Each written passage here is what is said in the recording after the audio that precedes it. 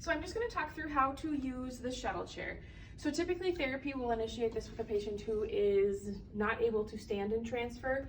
The benefit of this chair, two things. One, its weight limit is 650 pounds, so sometimes we will truly just use it if we need it for a bariatric patient, and the seat is wider than our standard chairs. The other benefit of it is it will lay completely flat, and you can butt it up to the bed and do a dependent lateral transfer for patients who a Hoyer isn't feasible, comfortable, things like that. So to start with, it needs to be plugged into work. So there is a black cord down here that kind of coils in and out of itself. If you pull that out, you gotta plug it in. When it is in the gym charging on 4th floor, I typically recommend that we keep it plugged in. You can come through. Go ahead. I typically recommend that we keep it plugged in. Otherwise, when we go to use it, it's gonna be dead. We keep one in ICU and one on 4th floor, and a lot of times we'll pull them anywhere we need to from a therapy standpoint, so they just stay on the back where they came from if we ever need to know where it goes back to. There is an on and off switch down here. So off, on, make sure the green light is on if you're going to be using it. It is a little bit tricky to push, so sometimes if we're readjusting in rooms, we'll have a second person just be safe. It is very difficult to push with a patient in it, so I wouldn't recommend using it for a wheelchair unless you're just like tiny distances in the room. Once it's plugged in, this is the brake here. So there are 3 different functions. Right now it's on steer, so I could wheel it up here from the gym. If you put it in the middle, it goes to neutral, and that's like the drive. Let me use my foot here. That's like the drive function, so it'll just go in a straight line. And then pushing it all the way down will lock it. Obviously, you always want to have it locked when you have a patient in it or are transferring a patient. All right, the remote. So it has a couple of different functions. I'm actually just gonna pivot it just a little bit here. Okay, so it goes up and down with the elevate function. So if we're doing a lateral transfer from the bed, we obviously want to make sure it's the same height as the bed. If the patient is extremely tall, we can raise it up to get them in a better height in the chair. I'm just going to put it back down for the purpose of this. The stretcher button will lay it completely flat. So this is that dependent lateral transfer from the bed over to the chair. If we're going to do this, I typically use a patron sheet underneath the patient, as well as a lot of times will use the green slider board. You can get this pretty close to the bed, but by the time you add this part, the bed rails, there still is a little bit of a gap, and it's just better to not have any issues. And then just making sure that you get the straps out of the way. So then this could just butt up to the bed. You could slide the patient over.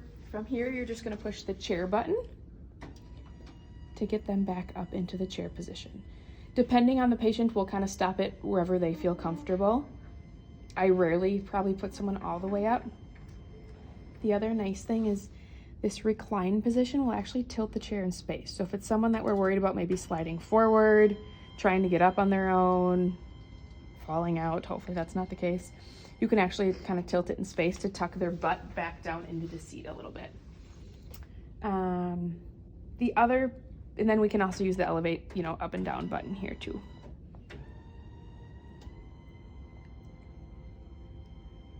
The other piece of this is there is a seat assist button. I personally don't use this a ton just because if this is a patient that isn't moving well, I don't want them falling right out. So this would really only be a therapy function really if we're working on trying to stand. So biggest thing you guys are going to use is the chair function. And so now see how I kind of had it forward and it's tilted forward. If you just push the elevate back down, it'll straighten it back out. Before you sit a patient up, I will put the seat belt on. You want to keep this super loose because as a patient sits up, it's going to tighten. You can always tighten it more once they're up, otherwise you're going to strangle them. So that goes on. And then the leg rest, this is probably the confusing piece here. So to elevate, so these come down, right? Each of these can hold 150 pounds, so it's okay if a patient is heavy, putting weight on it, that is okay.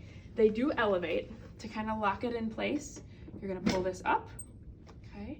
When you want to put it back down, you're going to pull up a tiny bit, push this down, and then it goes back down. So I'm going to put it up just for demonstration's sake here. It also goes longer. Be gentle with these two pieces. This is where they tend to break because we tend to wrench on them if it's not working. So you're going to push this down to make it longer, and then kind of pull it up when you want it to lock. Again, these are kind of finicky, so just be cautious. If you want to make it shorter, you push it down, all the way up and then kind of lock it. And then to put it back down, pull up a tiny bit, push that down, and it goes down. I would always fold these up when you're transferring a patient back and forth, and then once they're up, put them down for their feet to rest on. I'm gonna put this one back up just so we don't break it here. There you go. Push this, oopsies, push it in. Oh, maybe this one is broken. Oh, there we go. And then pull it back up. And then if I want to push this back down, pull up a tiny bit, push down,